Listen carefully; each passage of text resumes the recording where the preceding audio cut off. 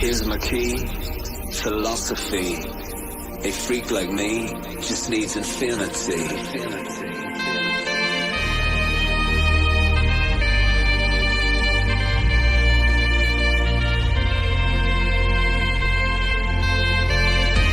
Relax. Take your time.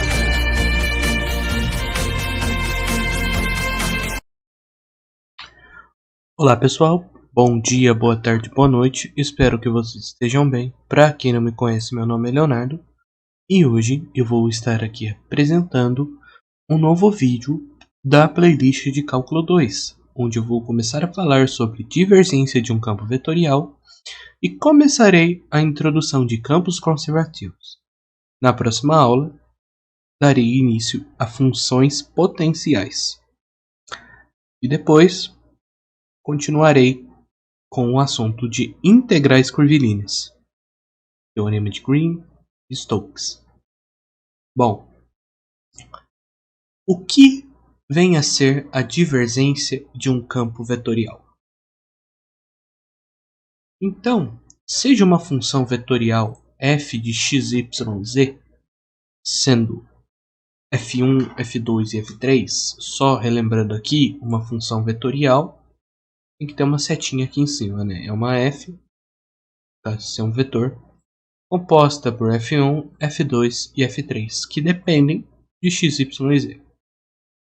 Um campo vetorial definido em um domínio D, se existem e são contínuas as derivadas de primeira ordem em relação a x, y e z, nós definimos a divergência do campo vetorial, denotada por divf, como a função escalar divf del f1 del x mais del f2 del y mais del f3 del z. Ou simplesmente o operador gradiente, né, o grad_f, ou melhor, o operador nabla, que a gente chama, escalar, um produto escalar, com f, que é a nossa função aqui de cima. Vou fazer a demonstração para vocês desse produto vetorial. Como a gente faz um produto vetorial entre A e B, por exemplo? É produto vetorial, produto escalar, perdão. De AB, escalar com C e D.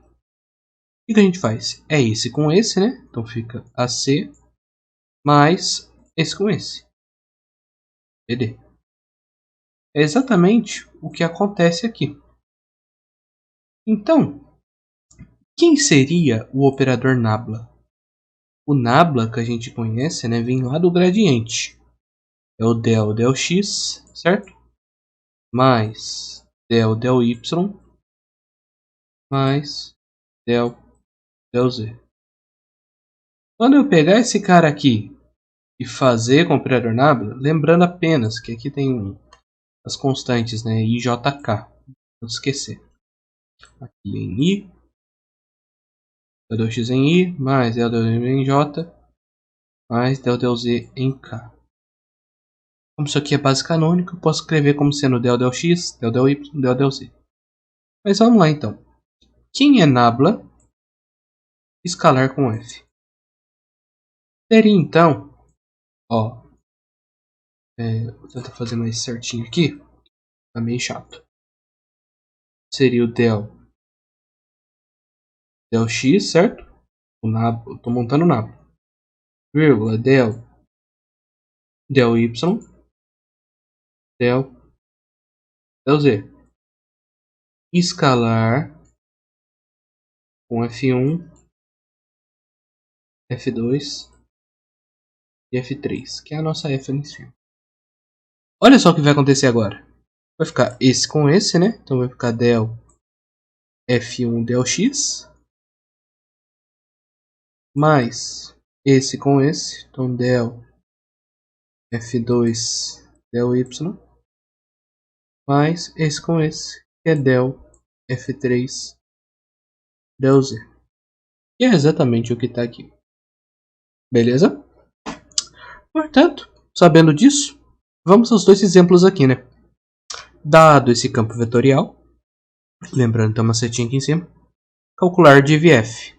Então eu vou pegar esse f1, derivar em relação a x. esse F2 deriva em relação a Y. E esse F3 deriva em relação a Z. Vamos lá? Olha só. Então, quem seria o div... Melhor, vou fazer na lousa aqui, né? Vamos fazer um negócio desse aí. Quem seria o div f que a gente está procurando?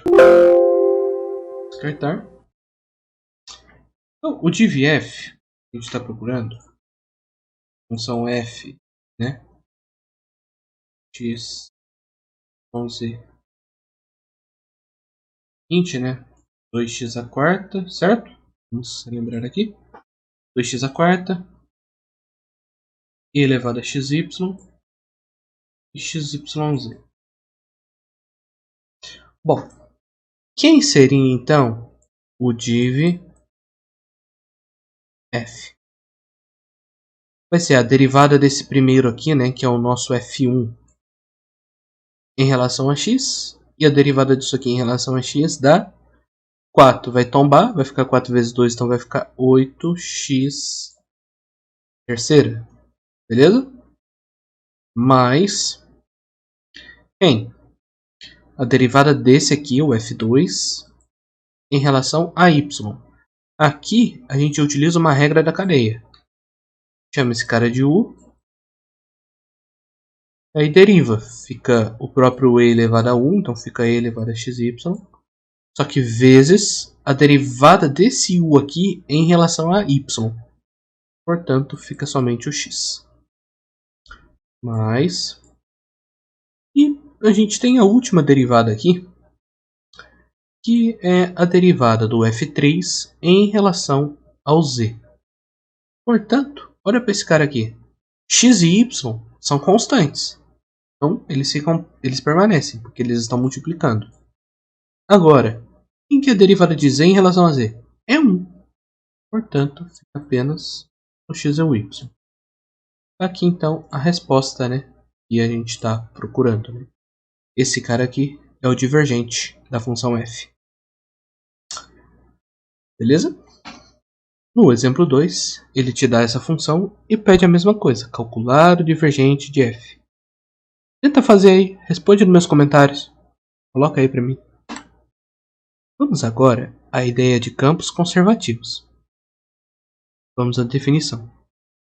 Seja f um campo vetorial em domínio U, se U é igual a U de xyz, se U, né, é igual a U de xyz é uma função diferenciável em U, tal que a minha função f vai ser igual ao gradiente de U, dizemos que f é um campo conservativo, ou um campo gradiente em U. A função U é chamada função potencial de f em U. Um exemplo, o campo vetorial f 4x mais 5yz, 5xz, 5xy é um campo conservativo, pois essa função U aqui, quando eu calculo o gradiente dela, eu retorno a função f. Portanto, a função U é uma função que a gente chama potencial, certo? Ou melhor, uma função gradiente, tal que quando eu calculo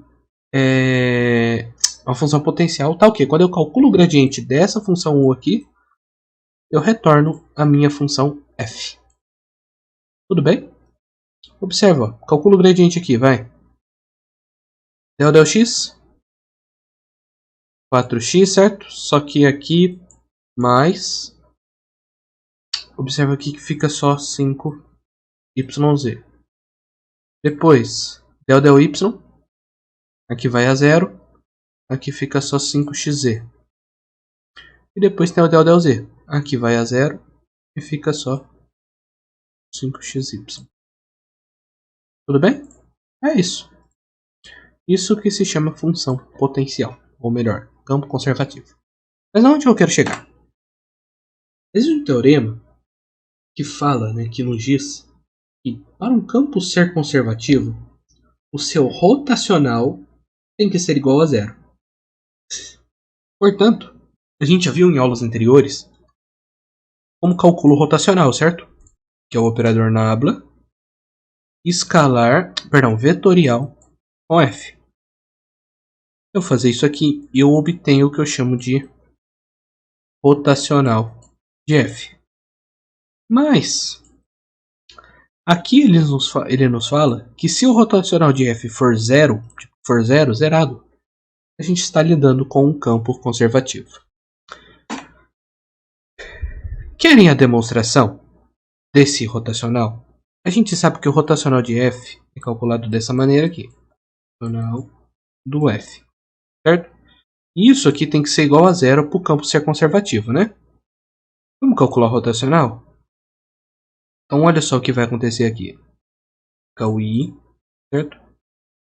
J e o K.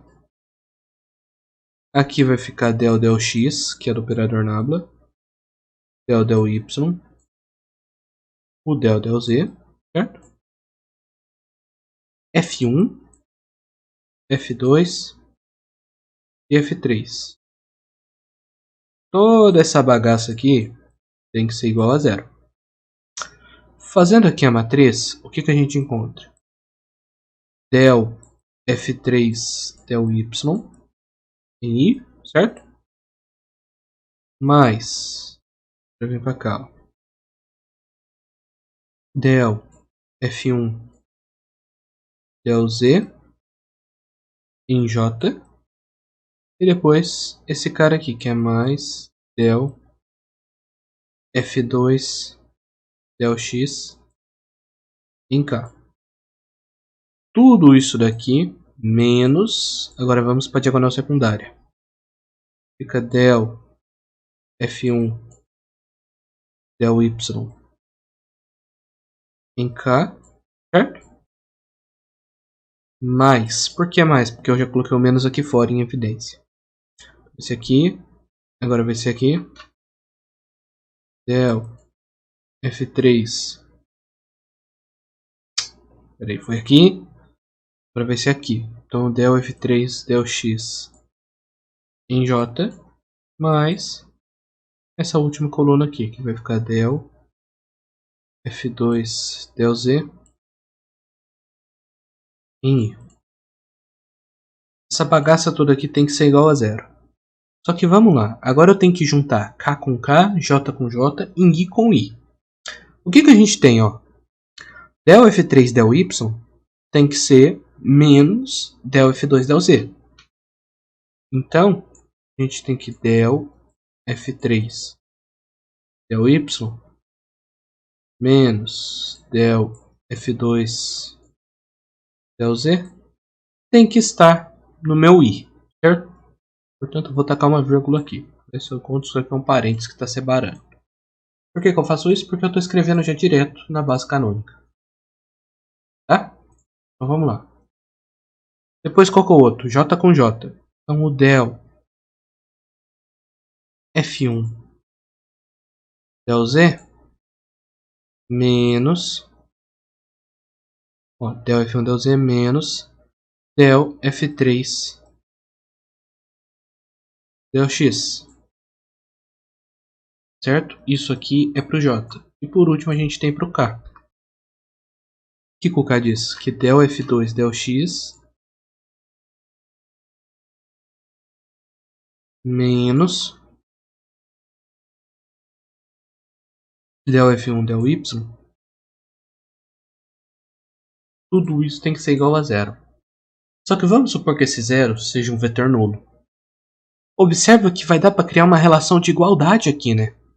E a relação de igualdade é essa. Vou apagar aqui embaixo já que a gente já fez todo o trâmite que precisava. E relação de igualdade é essa que eu estou falando. Em vez de você calcular todo esse rotacional, essa coisa louca aqui, a gente já viu nas últimas aulas, a gente pode simplesmente estabelecer uma relação entre as derivadas. Que supostamente, ou melhor, ela não supostamente, mas ela obedece à regra do campo conservativo. Observa, é isso aqui igual a zero. Então vai ficar del F3 del Y menos del F2 del Z igual a zero. Depois o outro é del F1 del Z menos del F3 del X tem que ser igual a zero também. Esse aqui. E depois o outro. Del F2 del x menos del F1 del y tem que ser igual a 0. Se eu pegar esse cara que está negativo e passar para o outro lado, o que fica? Del F3 del y tem que ser igual a del F2 del z. Del F1 del z tem que ser igual a del F3 del x. Del F2 del x tem que ser igual a del F1 del y. Estabelecendo essas relações de igualdade, eu consigo resolver qualquer problema. Eu não preciso inteiramente calcular o rotacional. Então, dada essa igualdade que a gente estabeleceu aqui, né? E o del, isso aqui implica, né? O del F3 del y tem que ser igual ao del F2 del z. Depois, isso aqui implica o del F1 del z tem que ser igual a del F3 del x. E aqui o del F2 del x tem que ser igual a del F1 del y. Portanto, estabelecendo essas desigualdades, vamos ao nosso querido exercício. O que a gente pode afirmar dos campos vetoriais F e o domínio D? Será que eles são conservativos? A gente consegue afirmar isso? Vamos ver esses dois? Olha só. Ou melhor, vamos ver esse primeiro aqui e a gente vê o segundo e você me fala se é conservativo ou não. Vamos lá. Letra A. F tem F1 2x quadrado y. Então vamos lá. A primeira derivada que a gente precisa é a derivada do F3 em relação a y. F3 é esse aqui. Derivada disso aqui em relação a y a 2x ao quadrado y, né? Então, vamos lá. Deixa eu ver. Então aqui 2x ao quadrado y tem que ser igual a derivada do F2 em relação a z. F2 é esse cara aqui, né? Derivada desse cara em relação a z, o que dá? Dá 5x. Isso aqui é igual? Então, meu filho, esquece. Não é conservativo, tá? Porque se uma falhou, o resto tudo vai falhar. Beleza? Portanto, minha gente, tentem aí fazer o exercício B. Se você conseguir, me fala aí. Ele é um campo conservativo ou não? Bom, nossa aula acho que termina por aqui. Fico à disposição para evidentes dúvidas, né, que vocês tiverem aí na hora que for tentar realizar o exercício. Mas, por gentileza, tentem resolver, tá? E, bom, é isso. Obrigado pela atenção e até a próxima. Fui!